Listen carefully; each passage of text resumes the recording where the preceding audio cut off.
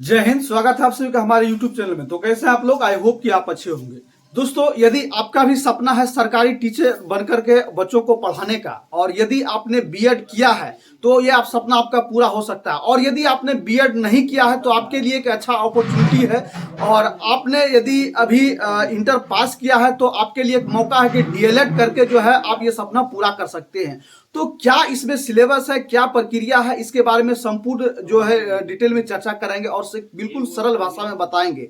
और डीएलएड यदि आपने कर लेते हैं तो आपको मौका मिलेगा 1 to 5 के क्लास के बच्चों को पढ़ाने का, और साथ ही साथ 6 to 8 यानी कि 1 से लेकर के 8 क्लास के बच्चों को पढ़ाने को आपको मौका मिलेगा। और इसका जो फॉर्म फिलअप है वो फॉर्म भरना स्टार्ट हो चुका है, और कब तक लास्ट डेट है इनकी सारी बातों की चर्चा इस वीडियो में करने वाले हैं। और साथ ही बताएंगे आपको कि इसका एग्जाम कब होगा और किस तरह से किस पैटर्न का इसका एग्जाम होगा और सिलेबस क्या है। तो यदि आपने अभी तक हमारे चैनल को सब्सक्राइब नहीं किया है तो अभी तुरंत हमारे चैनल को सब्सक्राइब करें, क्योंकि ऐसे ही नए नए इन्फॉर्मेशन मैं आपको सबसे पहले देता रहूं। तो चलिए सबसे पहले वीडियो को शुरू करते हैं। देखिए, ये जो फॉर्म बिहार डीएलएड का फॉर्म भरना स्टार्ट हो चुका है, और आपका जो ये फॉर्म है वो 2 फरवरी से 15 फरवरी आपका लास्ट डेट समय रखा गया, यानी कि 15 फरवरी तक ये लास्ट डेट है। और यदि आपने अभी तक इस फॉर्म को अप्लाई नहीं किया है तो अभी जाइए तुरंत और जाके जो इस फॉर्म को अप्लाई कीजिए। और आपको मालूम होगा कि इसका जो डेट पहले जो निकाला गया था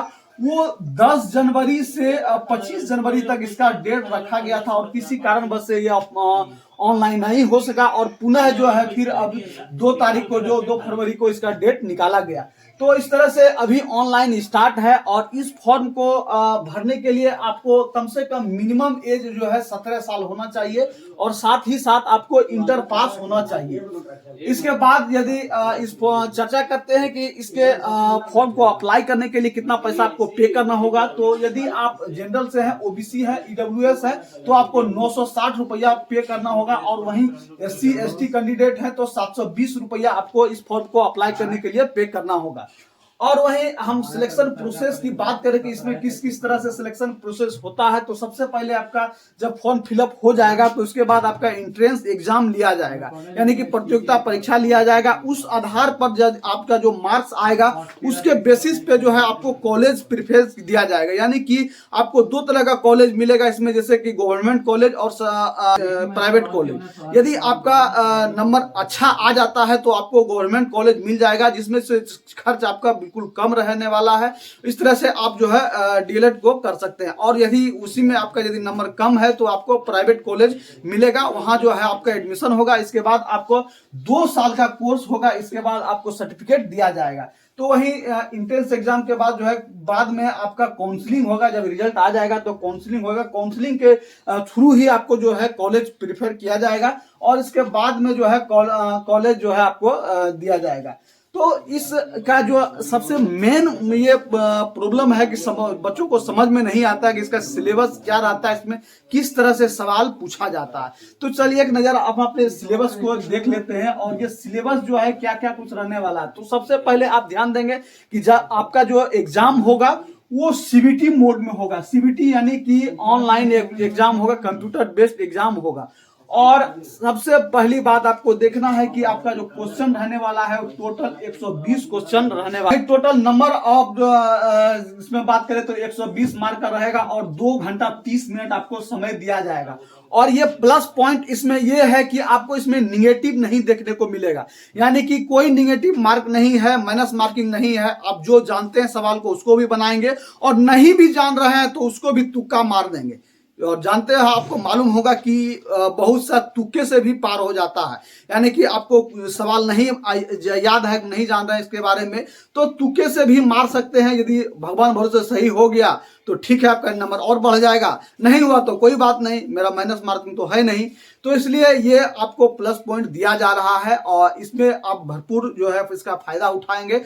और आपको बिल्कुल कम समय अभी है, इस कम समय में ही आपको तैयारी करना है, और कैसे तैयारी करना है इसके बारे में भी मैं आपको बताऊंगा, और एक एक पॉइंट पे मैं आपको बताऊंगा। तो आगे आइए कि ये इसका जो लैंग्वेज रहेगा, जो 2 लैंग्वेज में रहेगा आपका क्वेश्चन, वो एक पहला हिंदी में रहेगा और इंग्लिश में। आप जिस लैंग्वेज से आपको सुविधा हो, यदि आप इंग्लिश में बनाना चाहते हैं तो इंग्लिश लैंग्वेज में बनाएंगे, या नहीं तो हिंदी लैंग्वेज है तो हिंदी लैंग्वेज में आप इसको बनाएंगे।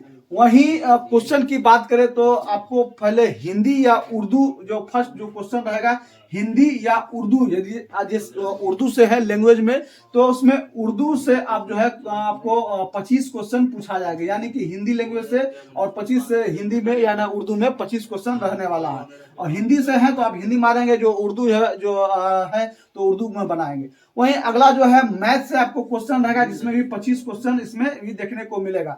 तो ये हिंदी जो आपको लग रहा है कि हिंदी में कैसा क्वेश्चन पूछेगा, तो सिंपल सी क्वेश्चन रहता है हिंदी में, बिल्कुल आप घबराए नहीं। जो आप पढ़ा है जैसे संधि हो गया, समास हो गया, वाक्य हो गया, छोटा छोटा वाक्य हो गया, गद्य, इस तरह से छोटे छोटा ही क्वेश्चन आपको इसमें देखने को मिलेगा। आगे आप देखिए कि अगला जो आपको जीके से क्वेश्चन रहेगा, जीएस से और करंट अफेयर से जो है टोटल मिलाकर के 40 क्वेश्चन इसमें भी रहने वाला है। जीके जीएस में, जीके में आपको हिस्ट्री से, पॉलिटिकल से इसमें क्वेश्चन पूछा जाएगा, और वहीं जीएस से फिजिक्स, केमिस्ट्री, मैथ से कुछ क्वेश्चन रहेगा, और करंट अफेयर से भी कुछ 10-12 क्वेश्चन रहने वाला है। इसके साथ ही इंग्लिश से आपको क्वेश्चन पूछा जाएगा, और इंग्लिश भी आपको सिंपल क्वेश्चन ही रहने वाला है। इसमें साइनो एंटो से क्वेश्चन पूछा जाएगा, वहीं रीजनिंग से भी आपको इसमें क्वेश्चन कुछ रहने वाला है। सो इस रीजनिंग से 10 क्वेश्चन है इसमें। अब ये बात रही कि आपको कहाँ ज्यादा क्वेश्चन में, किस क्वेश्चन में से आपको ज्यादा नंबर उठाना है। तो आप ध्यान रखेंगे कि हिंदी से जो ये 25 क्वेश्चन है, इसमें से आपको फुल में फुल मार देना है, तभी आप इसको लेकर के चलेंगे। आपका जो यदि सरकारी आपको लेना है कि सरकारी कॉलेज में आपका एडमिशन हो, तो इसमें आप थोड़ा सा ध्यान देंगे, और इससे आपको ऐसा नहीं लगता है कि किसी से हिंदी में छूटेगा, क्योंकि जो भी आप पढ़े हैं वही सेम टू सेम क्वेश्चन रहेगा। और ये जो क्वेश्चन रहेगा ये 10th स्टैंडर्ड के क्वेश्चन रहेंगे, यानी कि 10वीं लेवल का क्वेश्चन पूछा जाएगा, कोई हार्ड क्वेश्चन नहीं रहेगा, आप लोग घबराएंगे नहीं।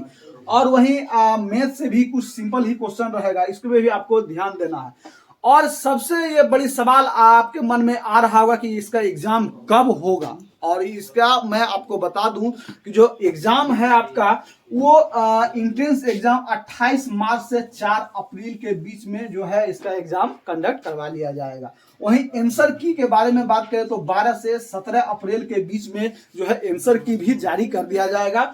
और वहीं रिजल्ट की बात करें तो मई 2024 में भी रिजल्ट इसका जो है जारी कर दिया जाएगा। और दूसरा बात यह है कि अभी आप देखेंगे कि लोकसभा का चुनाव भी होना बाकी है, तो इसी में भी इसको भी करके के जो है निकाला जाएगा। और पहला जो आप बताए थे आपको कि इसका जो फॉर्म फिलअप का डेट था वो 10 जनवरी से 25 जनवरी के बीच में था, और उसमें भी ये देखिए कि पहले ही शेड्यूल जारी किया गया था, लेकिन उसको कैंसिल किया गया, और नया ये जो डेट है कैलेंडर जारी किया गया है कि कब कब आपका एग्जाम होगा, कब कब काउंसलिंग होगा, और जो है कब आपका रिजल्ट दे दिया जाएगा। इसके बाद काउंसलिंग होकर के और फाइनली जो आपको कॉलेज मिलेगा वो आपको कॉलेज जो है प्रिपेयर हो जाएगा आपका जून से जुलाई के आसपास में जो है कॉलेज आपको मिल जाएगा। और जितना आप नंबर लाएंगे उस बेसिस पे आपको काउंसलिंग में जो है कॉलेज दिया जाएगा।